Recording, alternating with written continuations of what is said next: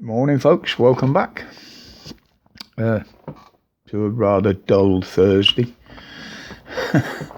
I'm quite lucky today. I've got Heather at home. She's upstairs in her office up there. She's working from home today. So it's nice to have a bit of company. But I feel every bloody draft in here since I cut my hair. Anyway, yesterday. Well, from yesterday, the age limit. Hello. The age limit on marriages has gone up. So now you can't get married under the age of 18.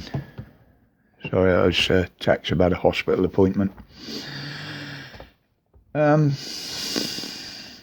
is in England and Wales. Scotland, I still believe, is 16.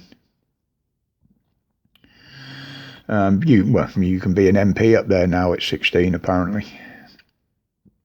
But yeah, they've raised the age to 18. So does this mean they're going to go down and kick some doors in? Oh, you two shouldn't be married, you're under 18. And the thing is, stupid things like that would happen if the police act on the way they've been going on about new laws and things. And yeah, I can imagine them now, you're walking down the street hand in hand and you get stopped by the police and they want to know if you're over 18, if you're married, have you got proof of ID and age or proof of marriage. I can see the police doing that. I really can. You'll have to apply for a license to get involved in a relationship. And you can only breed with special dispensation. Where does it end? Where does it end? 1984, the Orwell story said it all. It's all happening, people. It really is. It's getting ridiculous. I mean, the first lot I'd stop breeding are those elites in power. We've got enough clowns in this world. We don't need you bringing any more in. Although Boris is having a better go than any of them, I think. And talking of clowns, now this one I'm quite passionate about, really, because I've always been involved with motorsports, well, until the last few years anyway.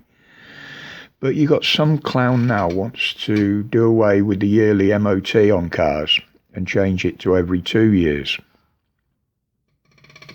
And they say they're going to do this to alleviate the burden of the cost of it every year on the consumer, i.e. help with the cost of living, which is spiralling out of control. But I think this will end up, the same as a lot of things the government have done over the last couple of years, it will end up costing lives. Now, many people drive older cars, some for different reasons, but mainly because they can't afford newer ones. And there are many people out there who are not mechanically minded. If they hear a noise with a car or something's banging or clanging, they'll take it to their garage because they don't know what it is or whatever. But there's also wear and tear on cars, which happens. It's a fact of manufacturing, so things wear out that move. A bit like me. And they rely on their MOT every year for a mechanic to point out that something is going to need replacing within the next few months, or your car could become dangerous, or anything could fail on it. And that is the only time those cars see any maintenance, because most of the people that are like that actually book in once a year for a service and an MOT. Now, changing that to 2 years, how many more parts are going to fail? with an extra year before they get checked.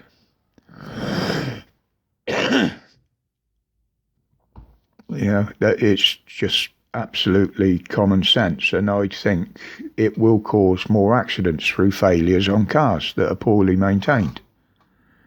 I mean, I've had it myself. I fitted a little while back. Now, this was on my Peugeot, my GTI. I fitted 4 brand new tyres for an MOT because I knew the old ones were getting worn. They weren't anywhere near the limit, but I wanted to start off with a new MOT, new tyres. Great, I'm fine for a while. Now, I had them fitted 3 days before an MOT. I took it in, thought nothing of it, and it came back as a fail because there was a cut on the inside of one of the brand new tyres, which could have failed at any time. Now, they were 4 brand new tyres on a well-maintained car. You can imagine what happened if I'd have ignored that, hadn't seen it, they hadn't seen it, and I was going down the motorway at 70 miles an hour and it blew. Can you imagine the results of that? With the amount of traffic on, well, if you can find a bit of motorway where you can do 70 mile an hour nowadays. Most of it's got roadworks on it and speed restrictions. So. But you see where I'm going with that. This is going to cost lives if they put this through. Yes, it's 50 odd quid a year you got to spend, but I think your life is worth more than 50 odd quid. And if you drive, you will find it if you need your car. And the other thing is, how long is it going to be before they decide, yeah, it's a bad failure on an MOT, we're scrapping it, we've got to take it off the road because it's dangerous. Like they do with fender benders now. I mean, our car was quite repairable, but they chose to road it off because they want the older cars off the road. Yeah, that's just my thoughts on that. Just thinking out loud, really.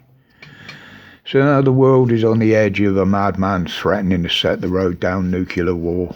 How many times has he threatened it now? 4 times, is it? 4, 5? And the big story over here that Parliament is talking about is who's been watching porn on their phone. While in Parliament, I might add. So we've had Partygate, Myrtlegate going on, and now we got Wankgate. How's this for an idea? Why don't we just put a big chain around the doors of Parliament and stick a sign on it saying, please do not feed the inmates? It is like an asylum. The inmates are running the asylum. It really is. But in my opinion, at the moment, this is all to do with the elections. They're going to sling shit at each other from every direction. They always do, coming up to an election. So, personally, I'm taking no notice of it. In fact, I find it comical. So, it's... it seems as if they're all showing their true colours now. And it's a job to pick anything to vote to. It's ridiculous. But anyway, guys, as it's Friday tomorrow, whether there'll be a video or not, I don't know. Usually, if I don't do one on a Friday, I'll put one out over the weekend somewhere. If not, hopefully we'll be having a live on Sunday with Pap over on his channel, Police Abusing Powers. Always check in around 8 o'clock if you haven't had an alert or anything. You usually find him on there. And hopefully we're going to have the panel this week as well, which I will probably be on if I can get on, as long as I can get the tech working again. And hope to see you all there. If you don't have the panel, I'll see you in the chat. So thank you very much for your support, as always. And as always, my respects to each and every one of you. It's channel slowly picking up subs.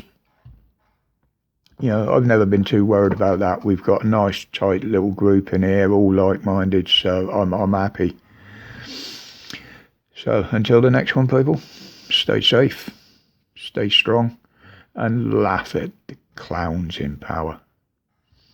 It brightens my day to see what they're up to. Take care, guys.